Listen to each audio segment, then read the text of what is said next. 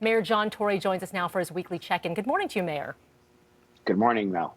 All right, so let's first start with the schools. I know Dr. Eileen Davila was very vocal about saying, hey, we could do it safely. The decision has been made. As mayor of the city of Toronto, where we saw a number of COVID-19 cases within the school system, what are we looking ahead to come September, and what will you ensure is going to be done?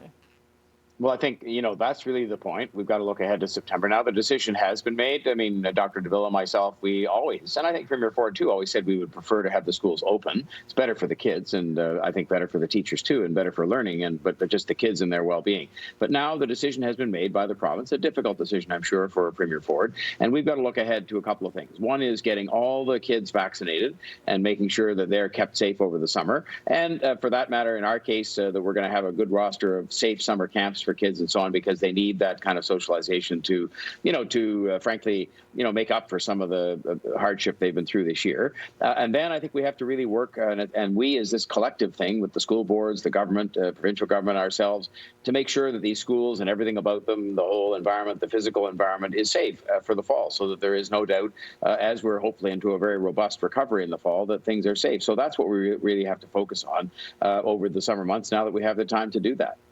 Okay, so let's look to the immediate future and seeing the potential bumping up of reopening for stage one with the province's plan. So that would include things like patios.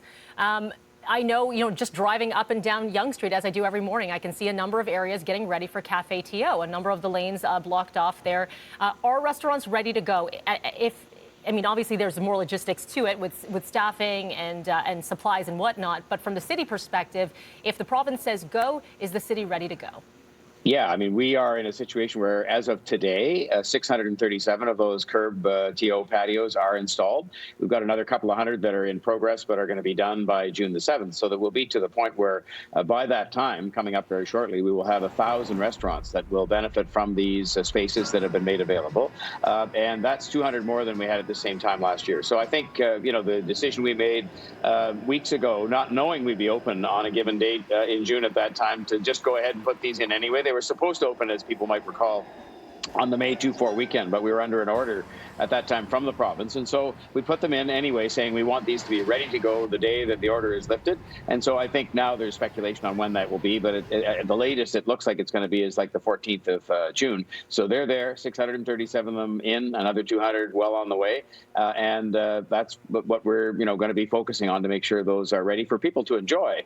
But just as importantly, for these really hard-hit businesses to be able to get that revenue, the extra revenue coming from those extra seats, especially with the good weather. Oh, 100% with that beautiful weather. All right, so looking at the vaccination numbers, it's looking very positive with the rollout in Toronto. Over 70% of adults here in Toronto getting at least that first dose. The numbers with the youth looking really good, more than 45% of getting their first shot, and the push continues. You had the telephone town hall last night where a lot of questions coming up, and are there still some questions and hesitations as to getting a shot or a second shot, where to go, what to do, any of those logistics? What sort of came up from there?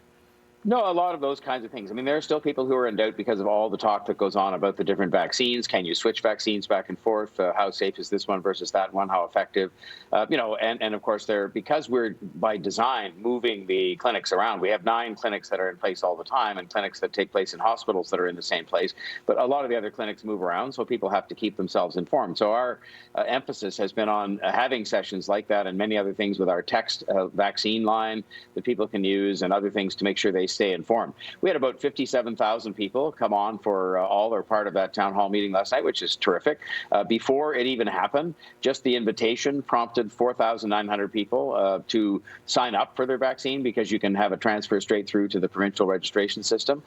So I think it's really just a matter of carrying on with what we're doing, and literally knocking on doors, using telephone town halls, using community ambassadors, having many pop-in clinics, because we've got many priority populations to deal with, including those who are most vulnerable. But we We've got in particular the 80 plus to now start in with their second dose, and some of them haven't even had their first dose. We've got to get to those people and encourage them.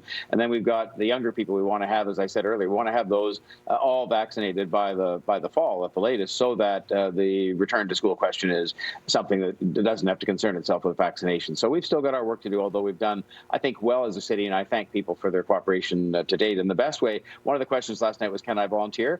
And the answer that Dr. Davila and I gave is the best way you can volunteer is to find a friend, find a relative, find somebody you work with who has not been vaccinated, and help them to get to the point where they get vaccinated, because that's really, really important. All right, Mayor John Tory, as always, appreciate your time. Thank you so much for joining. I'll Thanks, talk Mel. to you Okay. next Thursday, but now you're going this way to Dina instead. Oh, yeah. No.